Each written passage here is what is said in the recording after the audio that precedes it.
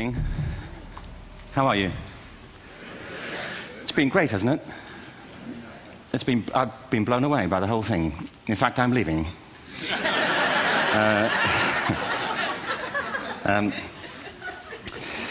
There have been three themes, haven't there, running through the conference, which are relevant to what I want to talk about. One is the extraordinary evidence of human creativity in all of the presentations that we've had and in all the people here.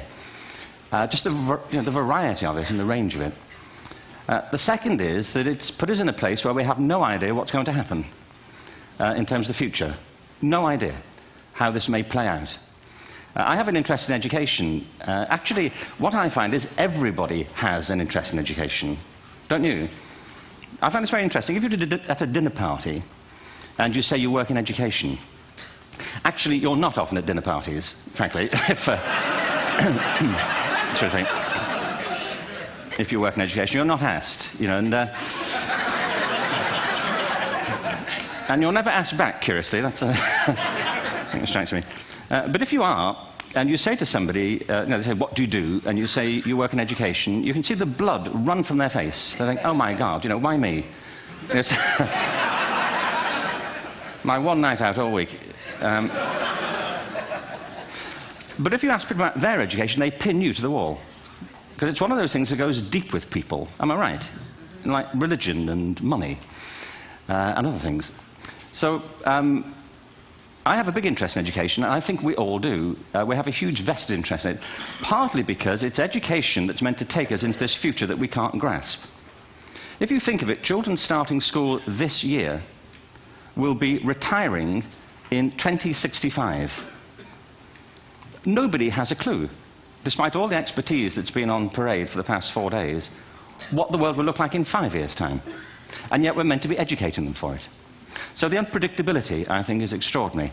And the third part of this is that we've all agreed, nonetheless, on the really extraordinary capacities that children have, their capacities for innovation.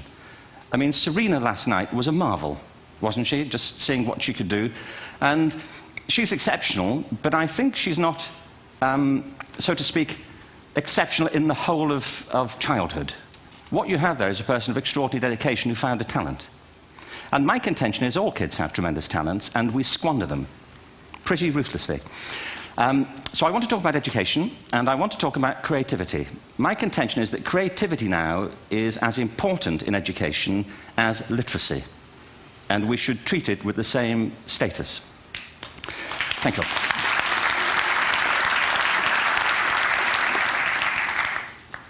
That was it, by the way. Thank you very much. So, 15 minutes left. Well, I was born... No, I had a great story recently, I love telling it, of a little girl who was in a drawing lesson. She was 6, and she was at the back drawing, and the teacher said this little girl hardly ever paid attention. And in this drawing lesson, she did. And the teacher was fascinated. She went over to her and she said, "What are you drawing?" And the girl said, "I'm drawing a picture of God." And the teacher said, "But nobody knows what God looks like." And the girl said, "They will in a minute."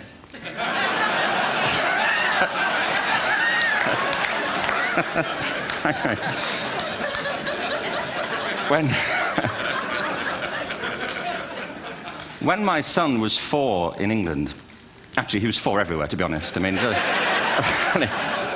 if we're being strict about it, wherever he went, he was 4 that year. But he was in the Nativity play. Do you remember the story? No, it was big. It was a big story. Mel Gibson did the sequel. You may have seen it. I don't know. It was Nativity 2. But James got the part of Joseph, which we were thrilled about. We consider this to be one of the lead parts. We had the place crammed full of agents in T-shirts, James Robinson is Joseph. He didn't have to speak, but do you know the bit where the 3 kings come in? They come in bearing gifts, and they bring gold, frankincense, and myrrh. This really happened. We're sitting there, and they, I think, just went out of sequence. Because we talked to the little boy afterwards and said, "Are you okay with that?" And they said, "Yeah, why was that wrong?" They just switched. I think that was it. Anyway, the 3 boys came in, little 4-year-olds with tea towels on their heads, and they put these boxes down. The first boy said, "I bring you gold." And the second boy said, "I bring you myrrh." And the third boy said, "Frank sent this."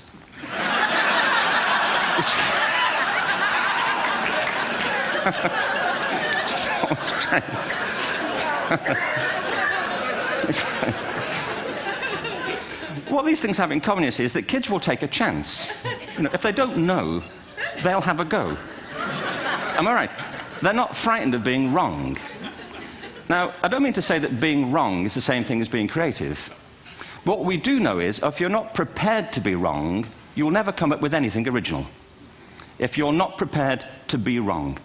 And by the time they get to be adults, most kids have lost that capacity. They have become frightened of being wrong. And we run our companies this, by the way. We stigmatize mistakes. And we're now running national education systems where mistakes are the worst thing you can make. And the result is that we are educating people out of their creative capacities. Picasso once said this. He said that all children are born artists. The problem is to remain an artist as we grow up. I believe this passionately, that we don't grow into creativity, we grow out of it. Or rather, we get educated out of it.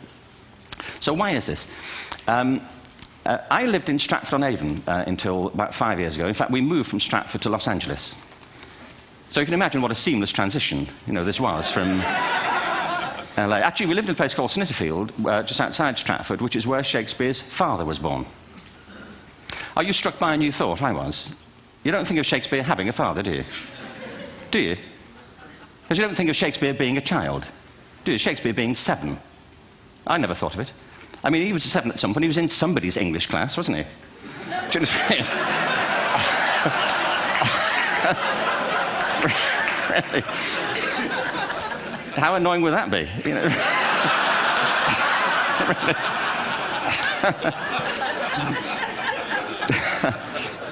Must try harder. Being sent to bed by his dad to Shakespeare. Go to bed now, to William Shakespeare, and put the pencil down, and stop speaking like that. It's confusing everybody.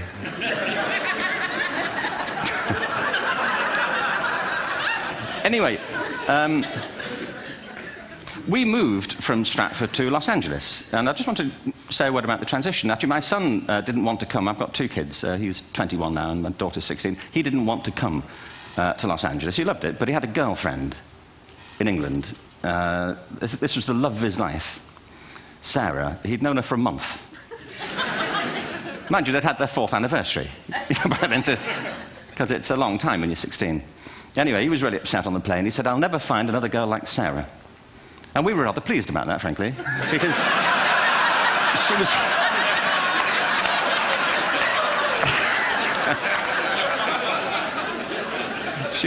she was the main reason we were leaving the country.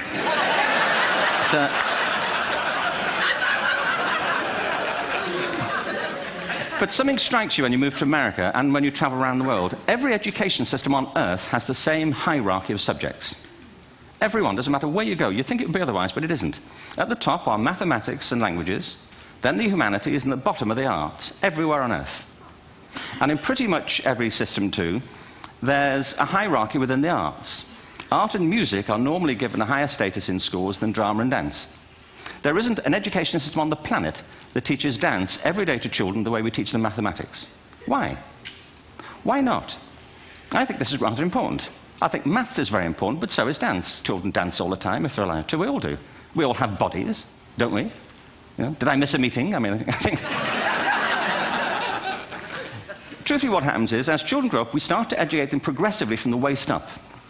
And then we focus on their heads, and slightly to one side. If you were to visit education as an alien and say, what's it for, public education, I think you'd have to conclude, if you look at the output, who really succeeds by this, who does everything they should, who gets all the brownie points, who are the winners. I think you'd have to conclude the whole purpose of public education throughout the world is to produce university professors. Isn't it? They're the people who come out the top, and I used to be one, so there, And I like university professors, but, we shouldn't hold them up as the high watermark of all human achievement. They're just a form of life. Another form of life. But they're rather curious, and I say this out of affection for them. There's something curious about professors. In my experience, not all of them, but typically, they live in their heads. They live up there, and slightly to one side. They're disembodied, in a kind of literal way. They look upon their body as a form of transport for their heads. It's... Don't they? It's a way of getting their head to meetings.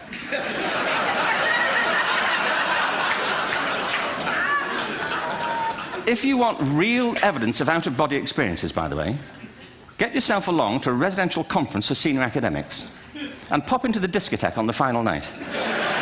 And there you will see it. Grown men and women writhing uncontrollably off the beat. Waiting to end so they can go home and write a paper about it. Now, our education system is predicated on the idea of academic ability. And there's a reason. The whole system was invented around the world. There were no public systems of education really before the 19th century. They all came into being to meet the needs of industrialism. So the hierarchy is rooted on two ideas. Number one, that the most useful subjects for work are at the top. So you were probably steered benignly away from things at school when you were a kid, things you liked, on the grounds you would never get a job doing that. Is that right? Don't do music, you're not going to be a musician. Don't do art, you won't be an artist. Benign advice. Now, profoundly mistaken. The whole world is engulfed in a revolution. And the second is academic ability, which has really come to dominate our view of intelligence because the universities designed the system in their image. If you think of it, the whole system of public education around the world is a protracted process of university entrance. And the consequence is that many highly talented, brilliant, creative people think they're not, because the thing they were good at school wasn't valued or was actually stigmatized. And I think we can't afford to go on that way. In the next 30 years, according to UNESCO, more people worldwide will be graduating through education than since the beginning of history. More people. And it's the combination of all the things we've talked about, technology and its transformational effect on work, and demography and the huge explosion in population. Suddenly, degrees aren't worth anything. Isn't that true? When I was a student, if you had a degree, you had a job. If you didn't have a job, it's because you didn't want one. And I didn't want one, frankly. So, but now, kids with degrees are often heading home to carry on playing video games.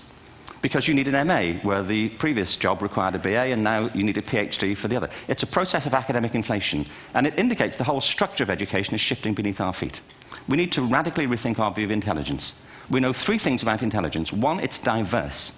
We think about the world in all the ways that we experience it. We think visually, we think in sound, we think kinesthetically, we think in abstract terms, we think in movement. Secondly, intelligence is dynamic.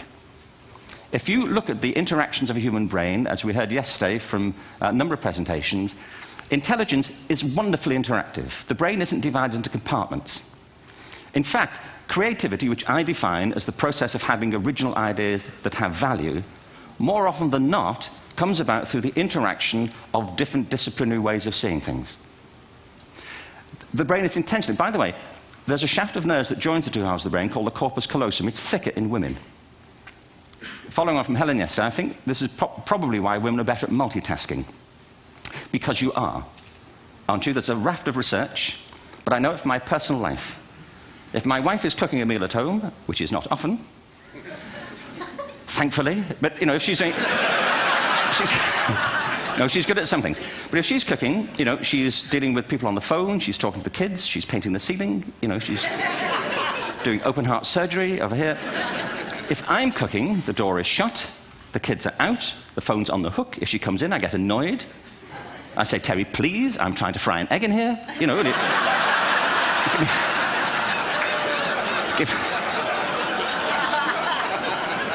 Give me a break. Actually, there was do you know that old philosophical thing? If a tree falls in a forest and nobody hears it, did it happen? Remember that old chestnut? I saw a great T-shirt recently which said, if a man speaks his mind in a forest and no woman hears him, is he still wrong?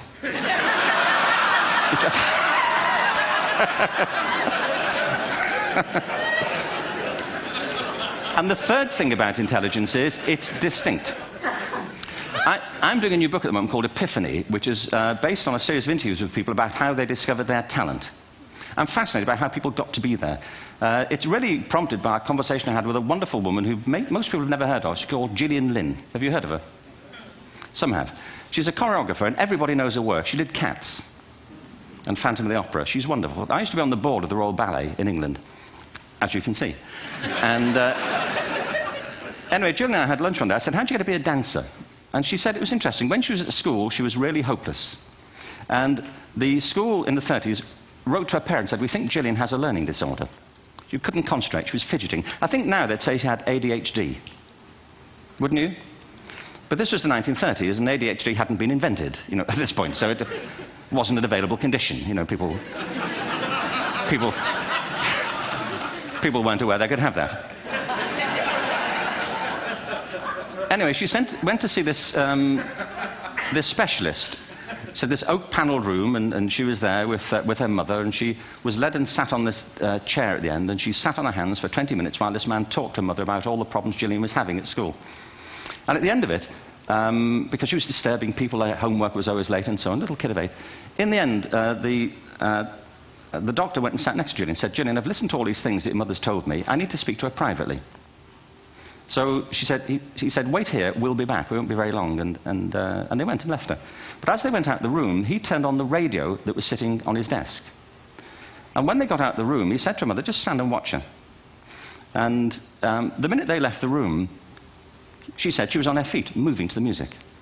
And they watched for a few minutes, and he turned to her mother, and he said, Mrs. Lynn, Gillian isn't sick, she's a dancer. Take her to a dance school. I said, what happened? Said she did. I can't tell you how wonderful it was. We walked in this room, and it was full of people like me. People who couldn't sit still. People who had to move to think. Who had to move to think. They did ballet, they did tap, they did jazz, they did modern, they did contemporary. She was eventually auditioned for the Royal Ballet School. She became a soloist. She had a wonderful career at the Royal Ballet. She eventually graduated from the Royal Ballet School, found her own company, the Gillian Dance Company, met Andrew Lloyd Webber. She's been responsible for some of the most successful musical theatre productions in history. She's given pleasure to millions, and she's a multi-millionaire. Somebody else might have put her on medication and told her to calm down. Now, I think...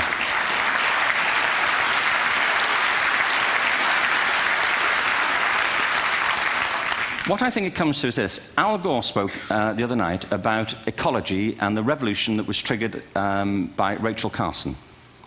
I believe our only hope for the future is to adopt a new conception of human ecology, one in which we start to reconstitute our conception of the richness of human capacity. Our education system has mined our minds in the way that we've strip-mined the earth for a particular commodity, and for the future it won't serve us. We have to rethink the fundamental principles on which we're educating our children.